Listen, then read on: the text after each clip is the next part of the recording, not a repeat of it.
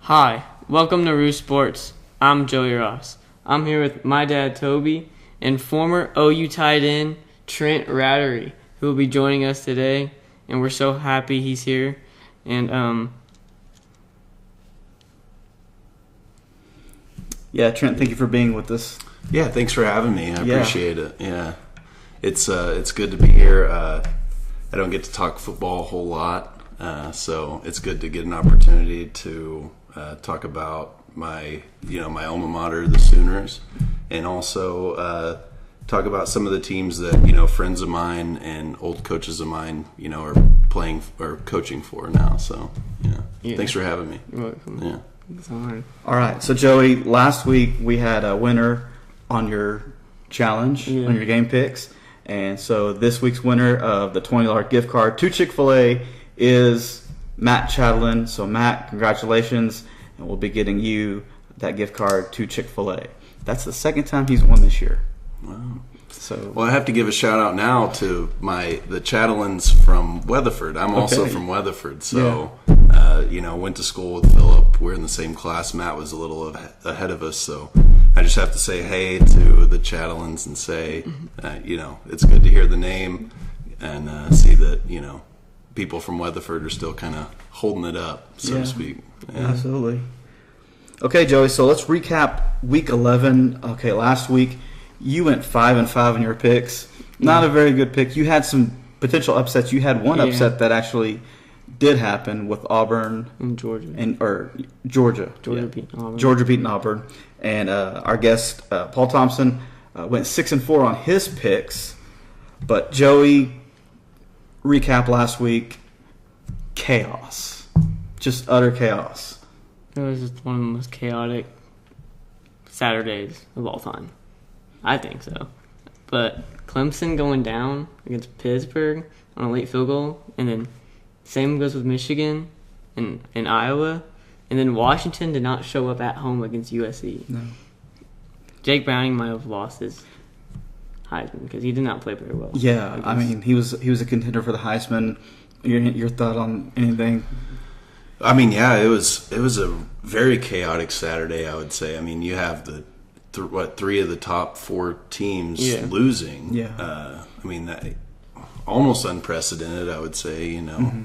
I've definitely been in those shoes. We were, number one a couple of times, like in 2011 at Missouri, we lost.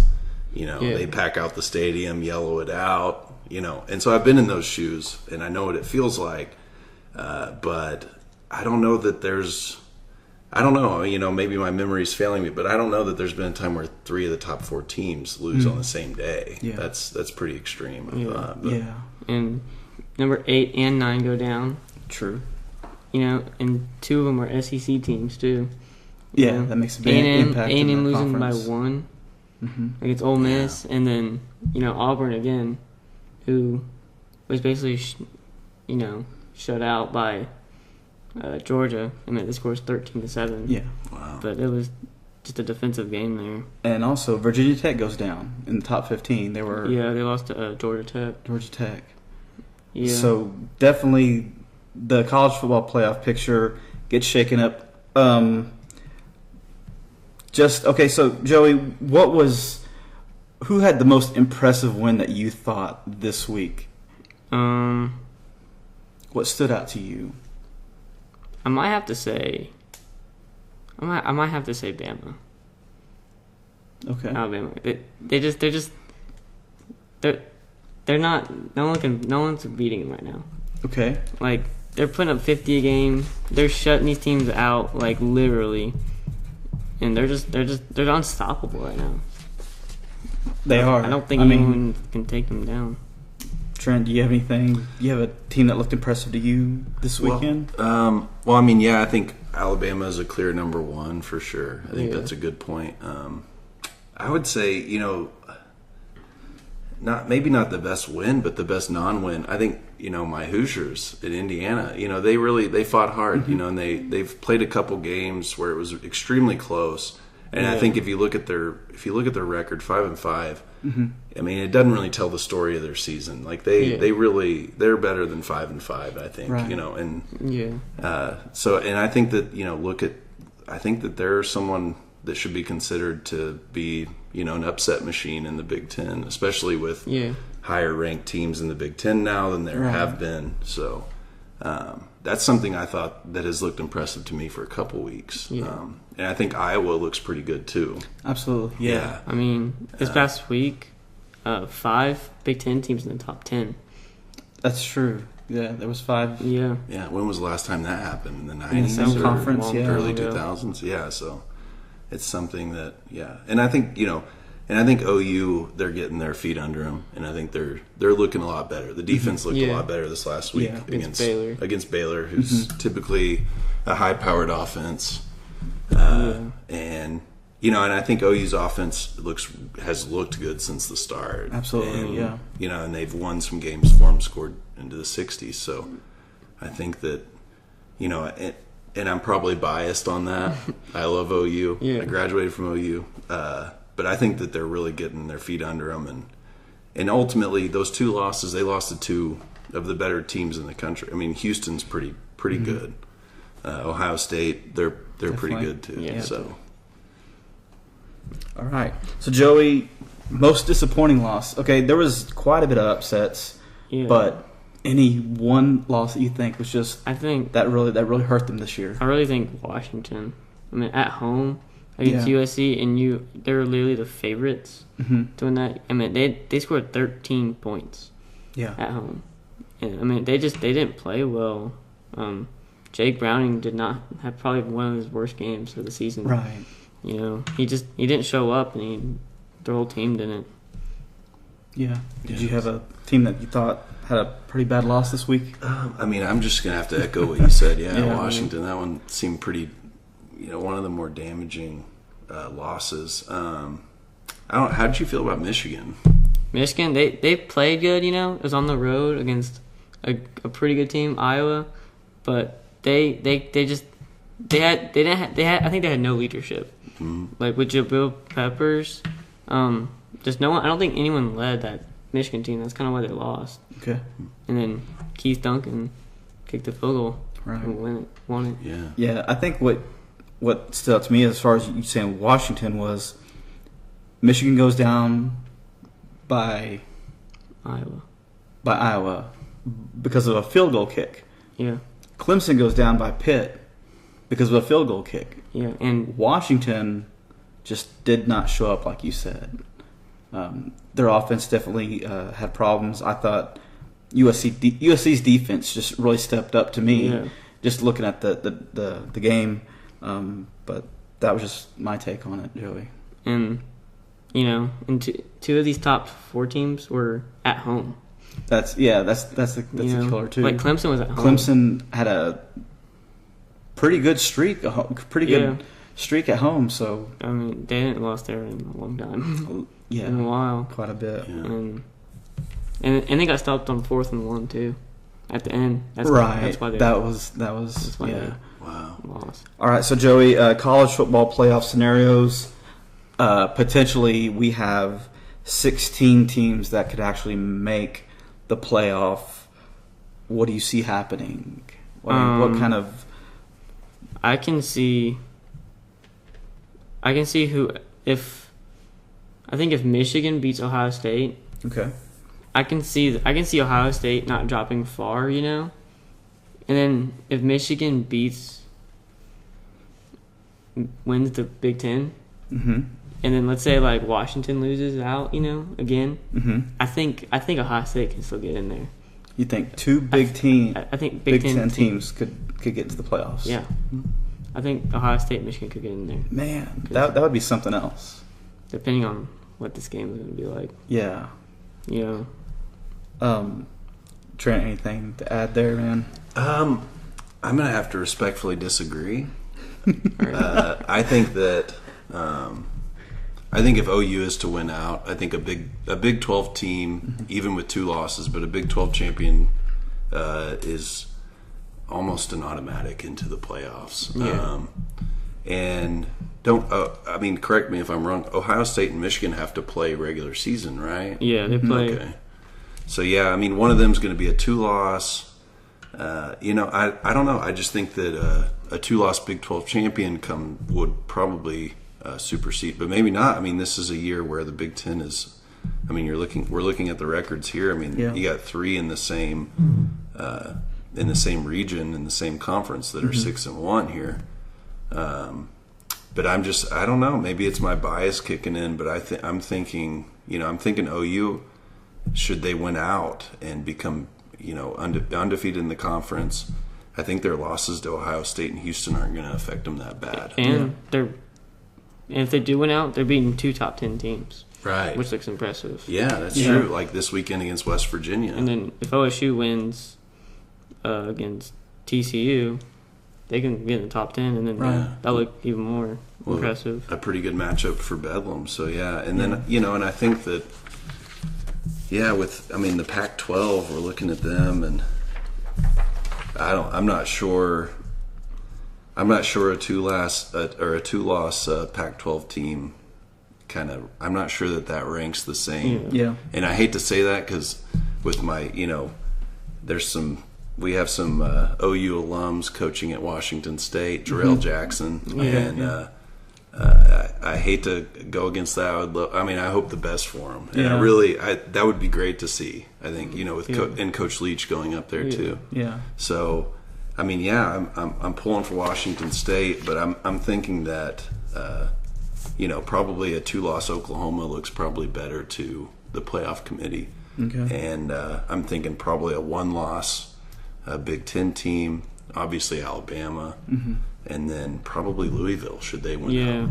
Okay. Because Louisville, they're impressive. They're impressive. Yeah. I think the best Pac-12 team, I think it's Colorado. I think Colorado has the best chance in the Pac-12 to get there. Okay. To the playoffs, because they have 1 loss, which was against Michigan. Right. Which is pretty impressive. That's a pretty good loss. It's a good loss. Yeah. It's like losing to Ohio State. Yeah. Or Bama. Yeah. Oh, and they lost to USC, who just beat Washington. That's true. So it's kind of impressive. All right, Joey. Which conference gets left out of the college football playoff? See, I think it's a toss-up between Pac-12 and Big 12. I think it might be Pac-12. To see, if Washington loses, I think they get left out. Okay. Well, it's kind of hard right now. Yeah. But it could be the ACC too. Let's say Houston beats Louisville. And then Clemson loses in the ACC championship. Yeah. They can go. I think any conference right now. Any conference could not drop out. Yeah. Like SEC could if Bama loses in the Iron Bowl. It just depends on these last few games. Slim. What may help the Big 12 is them not having a conference championship game. Say OU wins out, they're done. They win Bedlam. Their Bedlam game is basically. Well, so I'm saying it's like they're done. Whereas you might have a team that goes into their conference championship game and they lose, giving them an extra loss. We kind of do have a Big 12 game, Dad. Because OU and OSU might be it, because OSU just beat West Virginia. And if OU beats West Virginia, then just beat Bedlam's the Big 12 championship, which will be played in everybody else. I'm just saying an extra game, like how every other conference has. Yeah. That's a good point. Yeah, because the following, and that's ultimately, I think, kind of fed into the decision of the Big 12 to add that game back for next year. Yes. Because, you're going to have a weekend where, some of these teams that are 9-1, 8-2, you're going to have these teams that maybe still have 2 losses, maybe still have 1 loss, and then they still have that extra game to get another win. It's something that when you have the same record and you haven't played in a week and a half and the committee's choosing, 2 weeks later, 3 weeks later, you're kind of far from the memory, know, and I think ultimately those are the things that feed into those decisions. And I think it's good that they're bringing it back. Absolutely, yeah. I kind of wish it would be more in the historical sense where we had the North and the South. I think that was pretty good. But nice. Bringing it back nonetheless, I think is a good move. But and you're looking at that here. I'm on the wrong side. We're looking at SEC here. I mean, Alabama's 10-0.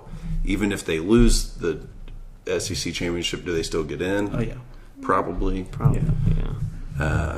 But if you're talking about Colorado 8-2, if they still have 2 losses, if they lose their championship game, they have 3 losses. They're not in. Yeah. So, you're talking the difference between a 2-loss Colorado versus a 2-loss OU, and OU isn't going to suffer the odds of losing that weekend. So I think that's a good point. Yeah.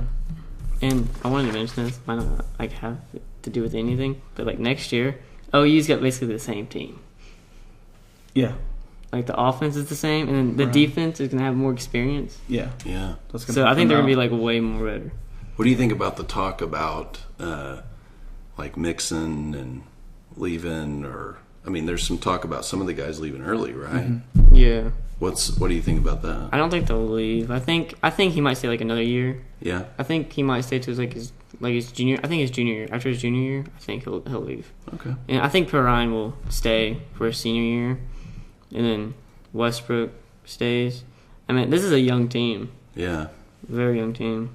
I don't think there's no seniors on the offensive squad. In defense, there's some players they lose, but I think they'll fill in that gap, and I think OU will be really good next year. Okay. All right. You ready to pick the games? Yeah. All right. Be sure to watch and challenge Joe on any one of these picks. You can comment below or go to our Facebook page and comment there and just make one pick. And just like Matt did earlier, he made a pick against Joey, and he is the winner of the $20 gift card to Chick-fil-A. So be sure to pay attention right here. Here we go. You ready? Yeah. All right, Joey. Number 3, Louisville takes on Houston this Thursday night. What do you like? I think it's going to be a good game, very close. I think Louisville and Lamar Jackson have been, they might have a couple of problems, but I think they'll play really well, where Lamar has a 400-yard total, and I think they'll cruise on. Okay, you like Louisville? Yeah. All right, Trent. What do you think, man? I've got to echo you and say Louisville, I think, is going to take that game. As much as I wanted to pick Houston, I just think Louisville has the power on the offensive side. And, in today's game, I think that, defense is more about, putting bubble gum on the leaks, more than it is about, holding people to. Yeah. And I think that the power of their offense, it's going to be hard for anybody to stop, really, even as good as I think Houston is. But okay. All right, Joey, our next matchup in the Big Ten, number 9, Penn State takes on Rutgers, Scarlet Knights. Rutgers have not been good at all this year. No, they haven't. But I'm going to go with Penn State here, who came off a good win against, I think it was Indiana. Penn State's really good. I think coming off that win against Ohio State, that upset, they've looked like they're unbeatable. I think Penn State can really play. I think they can blow Rutgers out. Okay. You think, Trent? Yeah, I'm taking Penn State too. They're looking pretty good. I think that Rutgers has some things to maybe they should. I don't know that anybody in New Jersey is going to see this. Maybe they will. But I would say, I think they should take a look at the Indiana tape when they played them. And I think Penn State showed some errors there. But I think ultimately it looks like Penn State's probably going to, have what it takes to overcome the, Rutgers. But. Okay. All right, Joey. USC coming off that tremendous win against Washington. Now taking on the Bruins. UCLA, the starting quarterback, out for the season for a shoulder injury. But I like the way USC's been playing. They've beaten Colorado and Washington. I think they're a really good team, and I think they can really play good on the road against UCLA. All right, you got the Trojans. All right, what do you think? Yeah, I'm going to take USC too. I think riding the momentum of the big win last week, I think that's going to be good for them going into UCLA. Yeah. All right, Joe, we're going to stay in the Pac-12. All right, number 7 now, Washington, coming off that heartbreaking loss. They got the Sun Devils visiting. I think Washington bounces back in a big way. I think they put up a lot of numbers against Arizona State.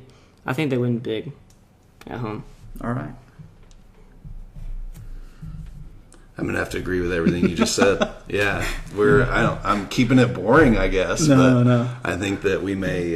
It'll get more exciting here in a little bit. But I think it's tough to come back from a loss like that. And I've been on that side of it, and it's pretty tough. But ultimately, what you really want coming back from a loss like that is you want to be at home. You want to be. Playing. You don't want to be playing your number one rival. And I think ultimately this is a game like that for Washington, for them to kind of bounce back and get their feet back under them. But okay. All right, another Pac-12 matchup, Joey. Washington State takes on probably the heavily favored Colorado Buffaloes. It's been a long time since we've talked about Colorado. It's been a long time since they've been relevant since joining the Pac-12. What do you think about this game's going to be close, but I think this is a very high-scoring game. Okay. Definitely. Both offenses are really good. I got to go with Colorado here. I like the way they've been playing. I just think they've got a lot of potential on their side, and I just at home too, which is another advantage. But I think Colorado can win this game against Washington State. Okay. I'm going to have to take Washington State on this one. I think, Coach Leach and his staff, some of them coming from OU, they've played Colorado. They know what it's like. And as coaches now, I think they're, I don't know. I'm not going to guess about what their game plan is, but I would imagine they have a pretty good understanding of what it's like to face Colorado. And, I'm going to take Washington State in this one. Okay. Yeah. Okay, Joey.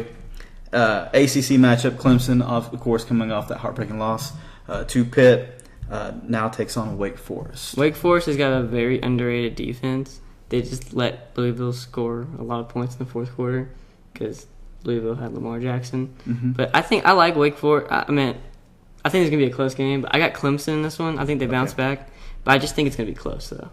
Okay, close, but Clemson gets the win. Yeah. Okay. I'm taking Clemson.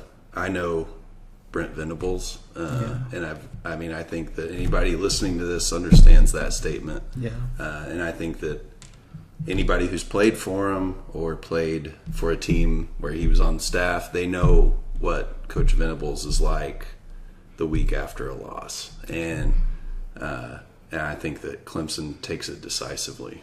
Yeah. All right. Okay, Joey. We will go to the SEC. Number 21 Florida takes on number 16th ranked LSU. I think this is going to be a close game, but I think this is going to be a low-scoring game. Both defense are really good. I just got to go with the Tigers here. I just think their offense with Leonard Fournette, in the running game, I just think they kind of have a more advantage than Florida, and they're at home. Right. So I'm just going to say LSU in this one. Okay. Because of Leonard Fournette. Okay. I think that's a good analysis. I circled LSU, but, I've got to, agree with you on the low scoring. But I don't know. I think it's a toss-up, really. Yeah. I think it could go either way. I sided with LSU ultimately because I think they have a little bit more of an edge on the offensive side of the ball. But, I think it's close, and I think, it's going to be a hard-fought, tough game, I think. Yeah. So who do you have? I think officially I'll go with LSU. Okay, LSU. Hey, you know what? They shut out Alabama for half. So I think, was it for 3 quarters? Huh? Was it for 3? Well, 3 quarters, but still a half. So The last quarter. That's pretty impressive. Yeah, they're good on defense. I mean, Florida, I think they're pretty decent on defense too. But with, like you said, with I think they kind of have the edge on offense. Yeah. LSU being they. Yeah. All right, Joey. Big 12 matchup. OSU definitely has struggled on the road this year. They're going to take on TCU. I mean, this is going to be a close game, but I think it's going to be in the high 30s, the score, OSU, I mean, they've survived these last couple of games. They beat Texas Tech because they missed a field goal. Extra point, which is not hard to kick. But I think I got OSU in this one because, I mean, they have a good offense. Their defense is questionable. But I'm going with OSU here because I don't think TCU can hold with them. All right. I went with OSU too. I'm trying to explain my reasoning here, but ultimately, I think I would put OSU against a lot of other teams this year. I think they're pretty good. I think they're better than or as good as they've been probably this last decade, and I think they're very competitive. TCU is pretty competitive too, but ultimately, I think that OSU, I think they'll come out on top of that one for sure. Okay. And Oklahoma pride too. Right. Yeah. Exactly. Yeah. Okay, Joey. So Michigan, number 4, host the Indiana Hoosiers. Who do you like in this matchup? I'm gonna go with Michigan. I just think they have no problems in this one. It's in the Big House, so it's a home game. I think they win big in this one against Indiana. Okay.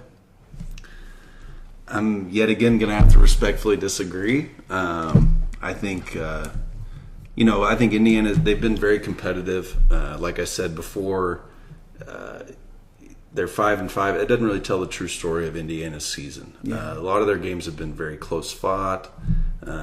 This last week, they're in it till the last seconds of the game. Pushing down the field.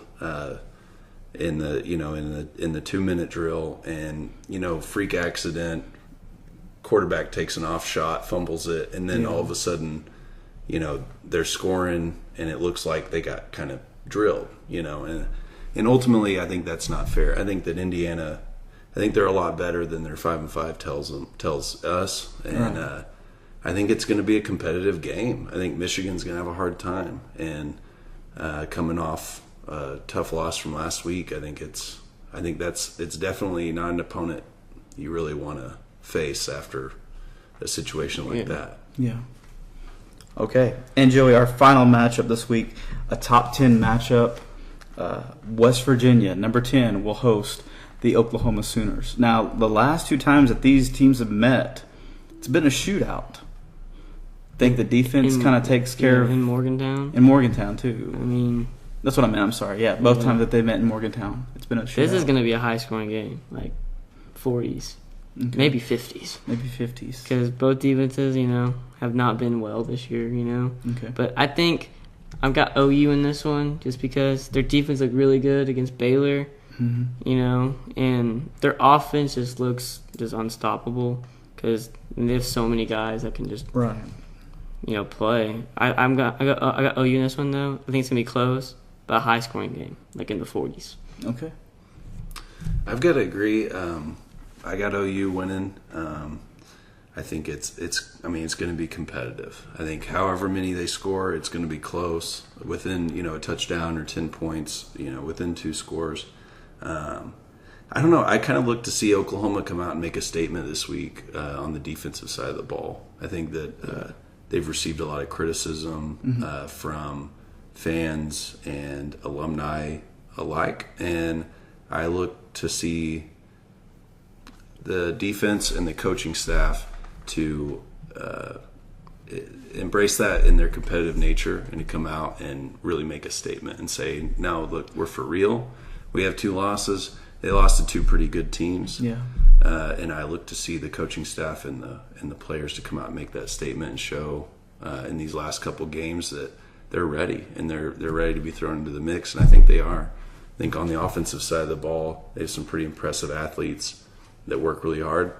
And then I think on the defensive side of the ball, they lost some of their leaders coming from last season. Yeah. Mm-hmm. And I think this season, they had a little bit of a deficit starting out, but I think that the kids on that side of the ball, on the defensive side, I got to say they've worked their tails off, and they've embraced the criticism, they've embraced the roles that they need to play, and it's been impressive to watch. And then also I think they're ready, mm-hmm. and I think that I look and I hope that they're going to prove it against West Virginia. So, yeah. Okay. All right, guys. So there is Joey and Trent's picks for this week, and for your chance to win a $20 gift card to Chick-fil-A. Just challenge any one of Joey's picks. He's got a few good ones out there. I think you guys only disagreed maybe on 2 picks, so that's not bad. So this should be interesting, how it turns out and stuff.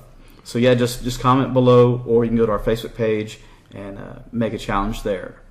So, and be sure to follow RooSports. We are on YouTube, Facebook, Instagram, and Twitter, and we'd love to you follow us, and we'll follow you right back. So, thanks for joining us. Another special thank you for Trent Ratterree joining us. Yes, of course. It's been a pleasure.